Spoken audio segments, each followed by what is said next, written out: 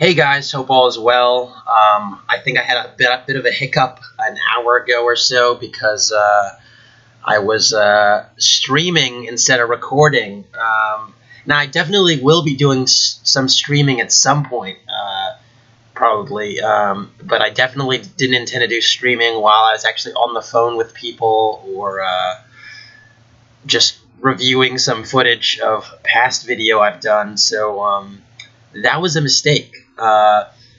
But anyways, without further ado, Happy New Year. We are in 2017 now. The past few weeks I'd actually been in Copenhagen, having really a blast. Copenhagen is really like a second home to me.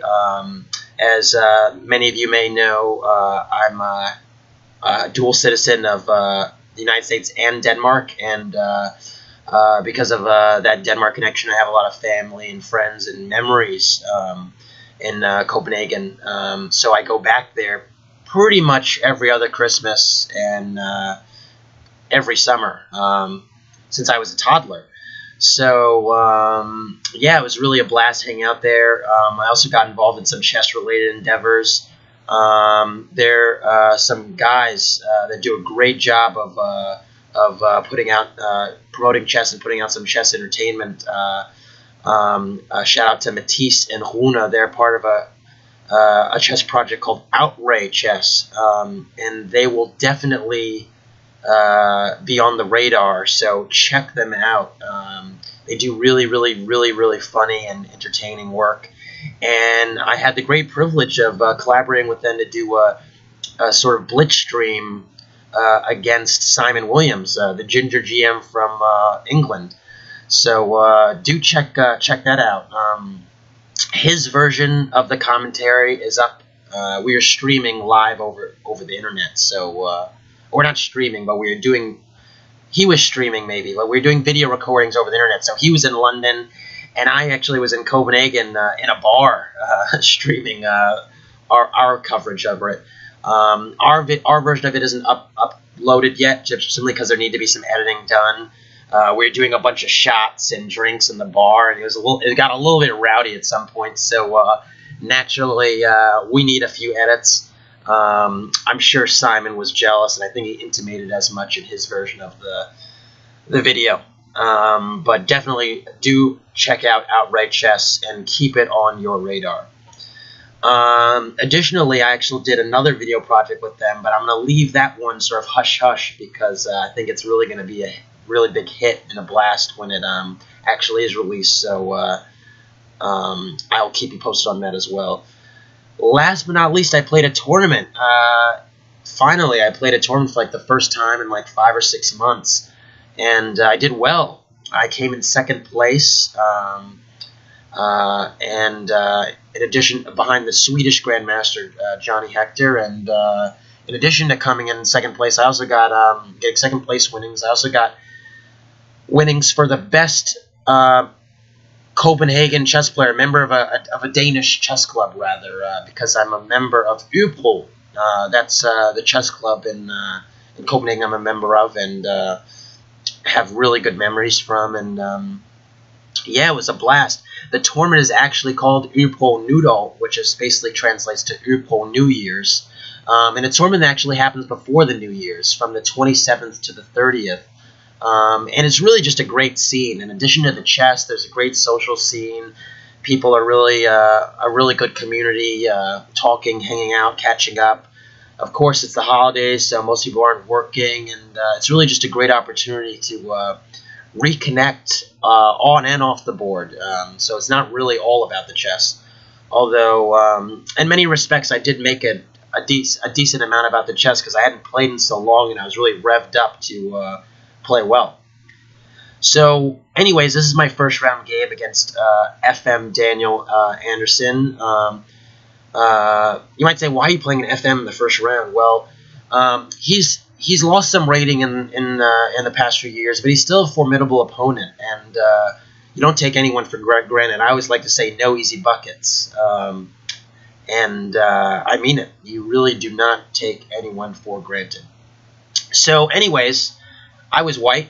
I open with d4. It's really my trusty weapon. I do play other things. I play c4, knight f3, e3, a3, b3. But d4 is like what I really want to... If I wanted to play a game against the greatest of all time, or if I wanted to play a game to save humanity, I'd probably play d4. It's my trusty weapon. So knight f6, knight f3. I typically prefer knight f3 move 2, because if you play c4, there's all these gambits. You have to watch out for e5 and c5. And I really hate these gambiteers. They really get under my skin. Knight f3 just doesn't allow that. So that's why I prefer this move order.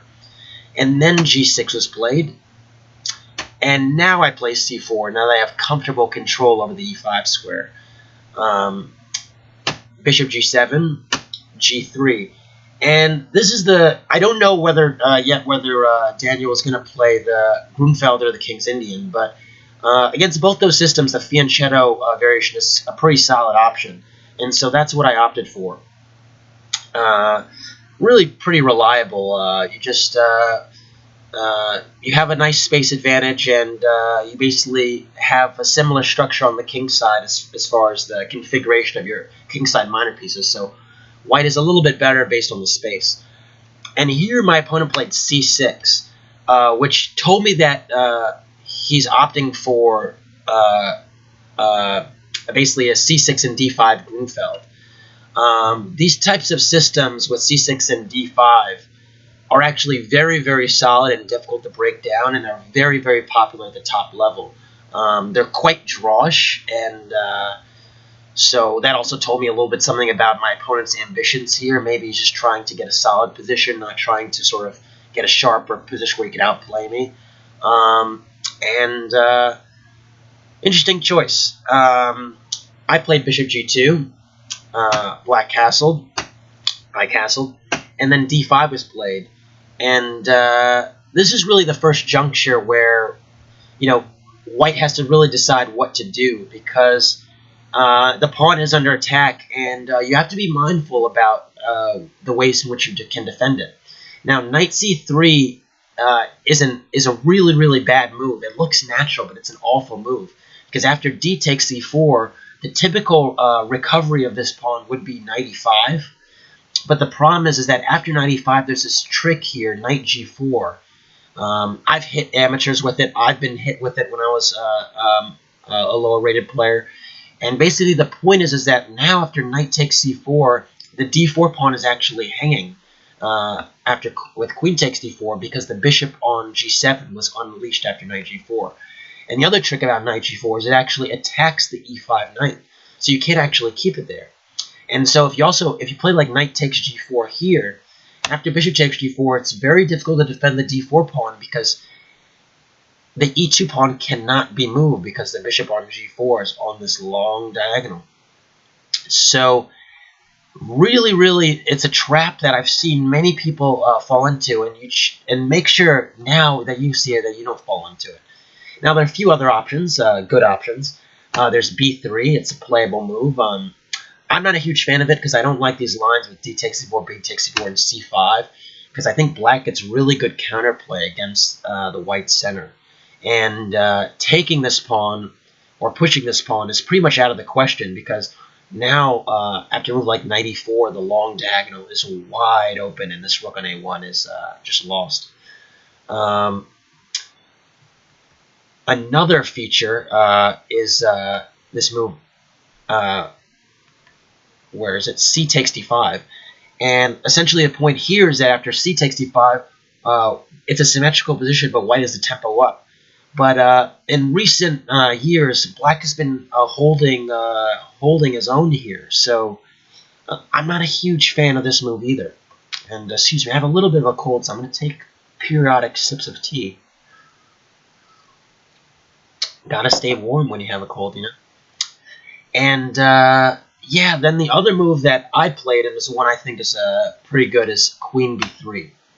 And the point is that you keep the tension in the center, and you also target the b7 pawn, because the natural square for the light squared bishop here would be f5, but as long as the queen is on b3, you can't really move that bishop from from c8. So typically here, black actually plays queen b6, and the point is that you indirectly defend the b7 pawn by blocking the queen from on b3 from hitting it, and then you give your bishop room to develop. So typical line after queen b6 is knight c3, again putting pressure on the center, and then rook d8, defending the d5 pawn again, or even bishop f5, which is a pawn sacrifice I looked at before. The point is that after c takes d5, knight takes d5 is fine, and then knight takes d5, c takes d5, queen takes, and knight c6. White is up a pawn, but there's good pressure on the d4 pawn, and black's rooks are connected, and the b2 pawn is a little bit loose as well, so it's tough to develop the bishop from c1. This neither of these options were actually played by my opponent, and surprisingly enough, after queen b3, my opponent played d takes c4, and that is actually a big strategic mistake. You might say, why is it a mistake? I mean, you're just trading pawns after d takes c4, queen takes c4, and here why it's all about the pawn structure. After d takes c4, black releases the tension in the middle of the board, and as a consequence, white actually has a central pawn majority, which is actually going to pay big dividends because now white has free reign in the middle. Now you also have to consider pawn breaks. I always like to say no pawn break, no plan. And now that the tension in the center has been released, black's only real pawn breaks in the middle of the board are c5 or e5. Now the problem is they're very difficult to execute. e5 is pretty much not in the cards, and my d4 pawn and my knight on f3 both pretty much keep that on lock.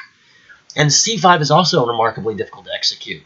So if black does not get a pawn break in and white has control of the center, white will just eventually squeeze black to death. And in some small way, that's what happens.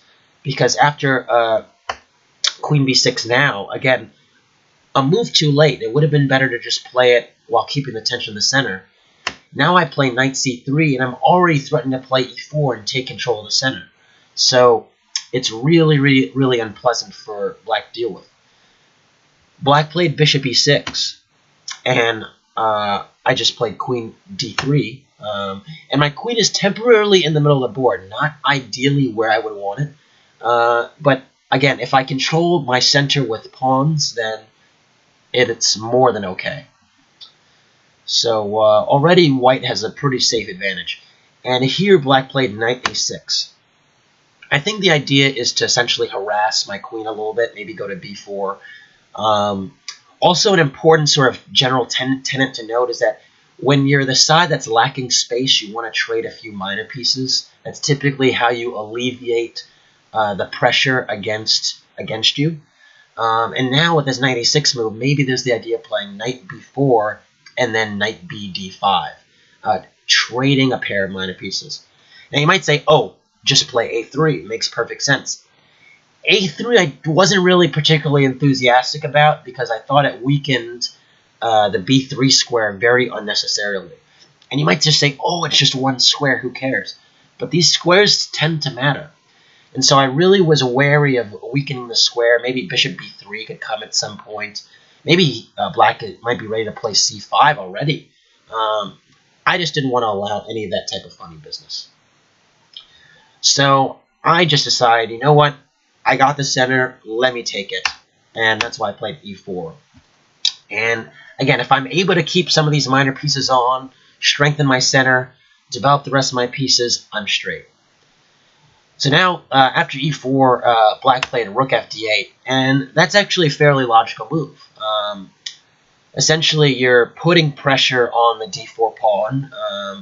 If it was black's move, again, let's say I just played a move like a3, just sort of innocuous, giving black the move, bishop g4 would be very, very annoying, because now the throw would be bishop takes f3, and then queen takes d4, rook takes d4, just gnawing in my center. Another thing, actually, to point out, if actually a3 is just to sort of emphasize a3 and not being a great move, and this rook on d8 being very effective, is now the rook is on the same line as the queen. So on some lines, knight c5 might even be an option. Here it's not an option because I could actually take on c5 and I'm attacking the queen. But if the queen wasn't on b6, then knight c5 would pin, would be in a very annoying pin. It would also pressure the e4 pawn, and it also actually hit the b3 square. So all those reasons are why a3 is not really a good move, and I really did not want to allow bishop g4. So I decided to play h3. Very useful, very calm prophylaxis. Prophylaxis is basically in chess essentially just preparation, defensive moves. It's really anticipatory of your opponent's threats. And I was certainly anticipatory here. I did not want to allow bishop g4. So again, I'm not so worried about c5 or knight c5, but I'm not really worried about c5 because, again, d5, and now my pawns continue to march, and I take more space in the middle, and my queen is relatively secure on d3. So really, black doesn't have an effective pawn break, and you can see, again, no pawn break, no plan. It really starts to manifest itself. So black played queen b4.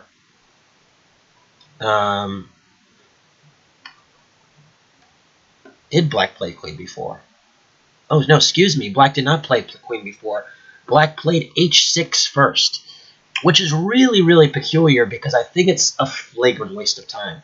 Now, I can see that h6 was maybe prophylaxis against a potential knight g5 or bishop g5, but black really needs to think about how he's going to organize a pawn break, and h6 doesn't do that, so there's really no time for that. Now, I, on the other hand, would love to develop my queen side, but the b2 pawn is loose, and if I develop my bishop, then maybe black would take it. So I decided to play queen e2 first. Again, just very useful prophylaxis. Knight b4 was maybe an idea in some positions, so now my queen steps out the way of that. Also, my queen moves away from the d line where the rook was barreling down against it, and I protect the b2 pawn, so very just multi-purpose. Now black played queen b4, which does have a threat. Bishop c4 is a threat. I think it's called a skewer. I'm not so great with the chess vocabulary, but I'm pretty sure bishop c4 threatens my queen and sort of the f1 rook, and that I believe is called a skewer, but you have to check me on that. And so I have to move out the way, and that's why I played rook d1. Again, another move that's very useful prophylaxis. Really, really, really effective. Not very not very spectacular, but you just sort of have to organize your pieces and then go forward. And this is the way I play chess. So rook d1 also protects the d4 pawn, which is overprotects it, which is always good. So you can see that if you look in my position right now, all of my pieces are protected, and that's very important. If you have all your pieces protected, then there aren't as many targets, aren't any tactical opportunities for your opponent. So typically, unprotected pieces is a big feature of games, and I try to make sure that I don't have those problems. So knight c7 was played. Bishop c4 is no longer particularly effective, so it wasn't played. But now that my rook is on d1, my queen is on e2, I could finally develop my queen side. And I play bishop e3. Again, developing it to a square where everything is secure, overprotecting the d4 pawn. Now it actually gives my knight on f3 the liberty to move somewhere else. And also, it connects my rooks, so it does all those jobs. Another thing is I'd love my rooks on d1 and c1. In many d4 openings, the white rooks should go to d1 and c1. And the reason for that is because typically the action is on the d and c files. The pawn breaks are on the d and c files. And so that's why the rooks go there. So you'll see that as a feature in many of these openings. So after bishop e3, now black played bishop c4, but I'm ready for it. I just go queen c2. My queen is really well placed on c2. It protects the b2 pawn. It overprotects the e4 pawn. Everything is really secure. And you can see black is sort of flailing at these one-move threats, but can't get something really concrete going because of the lack of space in the center. And you will see that if you don't have a pawn break, you don't have a plan, you make these aimless moves and you get into trouble. And here black certainly got into trouble with this knight b5 move. Now the idea is okay. I mean, the point is that you're trying to trade a pair of minor pieces. We said that when you're lacking space, you trade a pair of minor pieces, maybe you get something going. The problem is that now this bishop on c4 is a little bit vulnerable. The queen on b4 is also a bit vulnerable.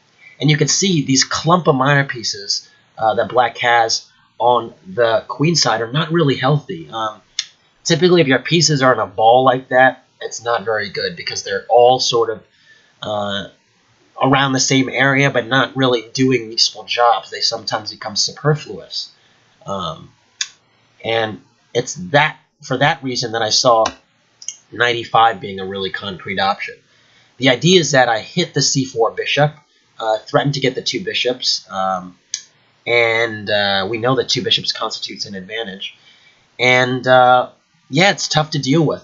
And the problem is if you go back with a move like bishop e6, then I have this move knight d3, which is very, very annoying. The point is that you just hit the queen on b4. You might be threatening a move like d5 at some point next. You might be thinking about knight c5.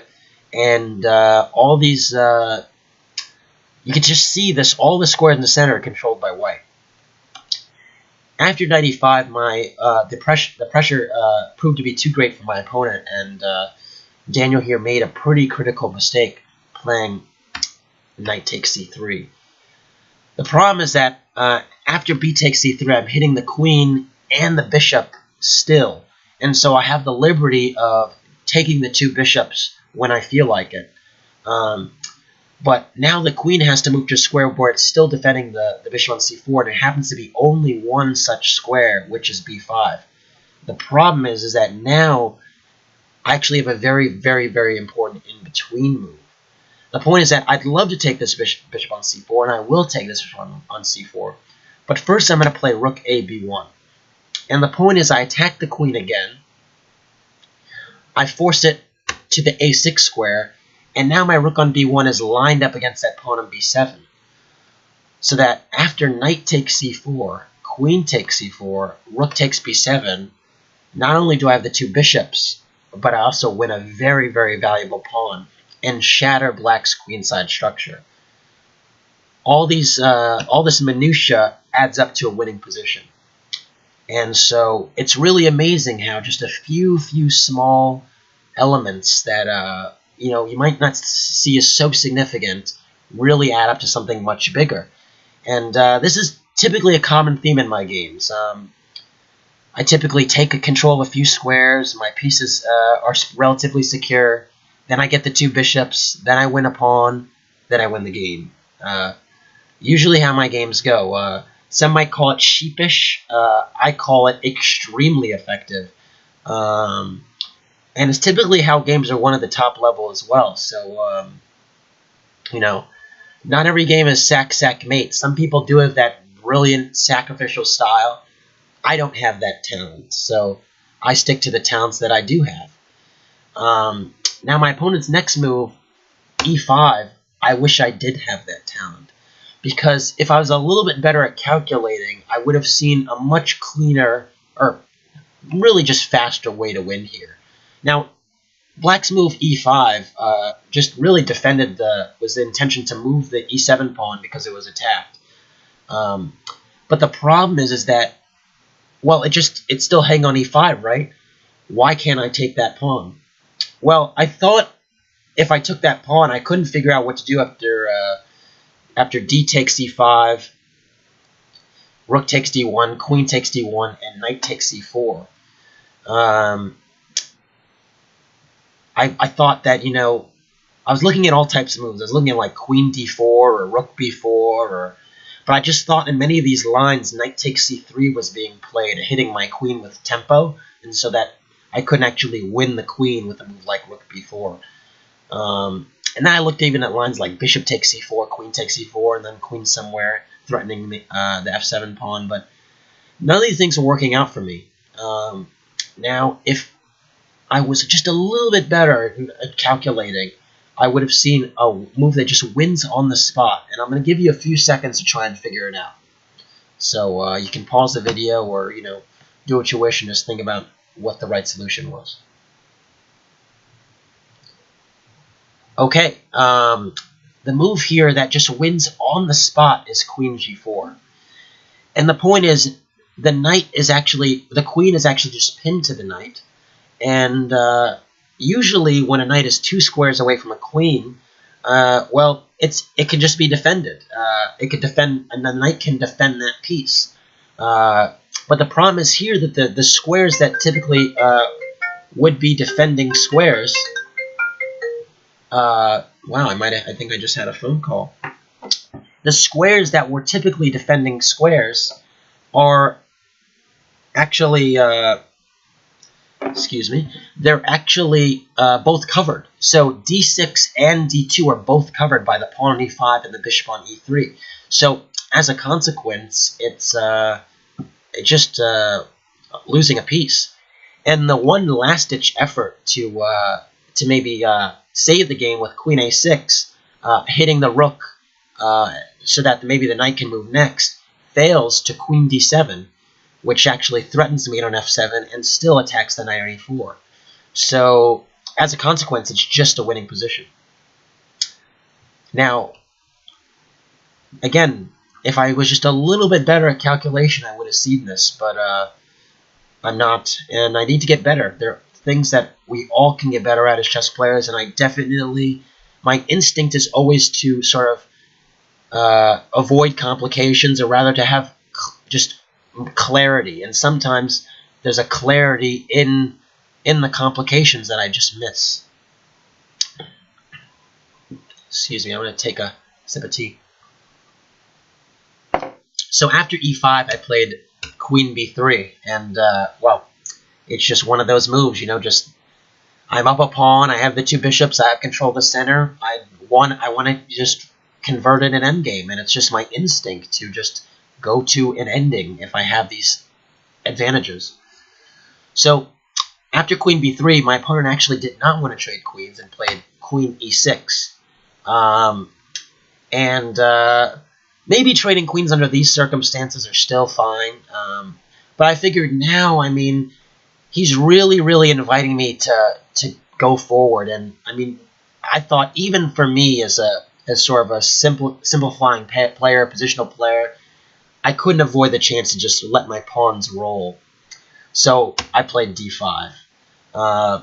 Really just attacks the queen and pushes the pawn forward with tempo, which also isn't really appealing to me. And I figured, well, this can't be that difficult. So after c takes d5, e takes d5, my opponent played queen d6. And here I start to maybe see what black's idea was, because I was a bit confused about it. I think black's idea was to sort of blockade on the dark squares. So if I make a sort of a lazy move like a3, knight d7, and maybe knight c5 next, and just the blockade on the dark squares, play knight c5, bishop f8 maybe, and again, I'm up a pawn, but the presence of, and there are other pieces on the board, but the presence of opposite colored bishops might give black some hope. Now, once I saw that knight d7 plan, I started to rack my brain about, how can I combat this knight d7, knight c5, because it's really the only idea to keep the game going. My first thought was, well, I can just sack the exchange, because I have 2 connected pass pawns, and they're just rolling, so I thought that if I played c4, and then rook takes d7, and then c5, having 2 connected pass pawns in the 5th rank would just be game over. But then I thought, well, maybe there's clear ways to win, and I found one. And that's why I played c4. Black then played knight d7 because, well, c5 is a real threat. And then here I can play rook takes d7. If you play rook takes d7, and then, I don't know, queen takes d7, c5, this is a winning position. I have 2 connected pass pawns. I have the 2 bishops. It's winning position, but I do have to do a little bit more work. In this case, I found a really nice forced win, and it's actually just based on the idea that the queen is a really, really bad blockading piece. The queen, why is it a bad blockading piece? It's because it's the most powerful piece, so if it's ever attacked, you don't really want to trade it for anything but the other queen. So because of that, after the c5 move, I really just want to move the queen out the way. Why is that the case? Well, here's why. After knight takes c5, which is practically forced, bishop takes c5, queen takes c5, all of a sudden the queen is not blocking the d6 square, and I can actually push the pawn. And after d6, my queen and my bishop are both unleashed on their respective diagonals, and really to decisive effect. The point is that after the queen on b3 is threatening queen takes f7 and mate in 2, and there's only one decent way to defend it, which is rook f8. But after rook f8, there's this very nice move exposing the bishop on g2, which is rook c7, which hits the queen and attacks the rook on a8. And the problem is if the queen moves somewhere, after bishop takes a8, the rook still can't take the bishop because of this queen takes f7 mate threat. So I really just went a rook for free. And, of course, the only move that could sort of avoid getting checkmated would be queen b6. But then, of course, I could just play bishop takes a8. And then again, the rook still can't take because the queen takes f7. So queen takes b3, a takes b3, rook takes a8, and now just d7. And, well, I'm making a queen. And so, because of that tactical sequence, after d6, my opponent actually resigned. And, yeah, very quick game. Not so much trouble for me. But again, it was really based on gradual advantages, which really is the way many of my games go. We saw that I had great development. I had great control of the center. Then I got the 2 bishops. I won a pawn. And then I slowly start to encroach forward on black's position. And it's amazing how these small build-ups add up to something that's decisive. So I was very happy to get the first game under my belt. Relatively clean game. And, well, I've had a lot more confidence going into the second round, which will I'll definitely give a recap of or a video of the second round game very soon. Thanks for watching.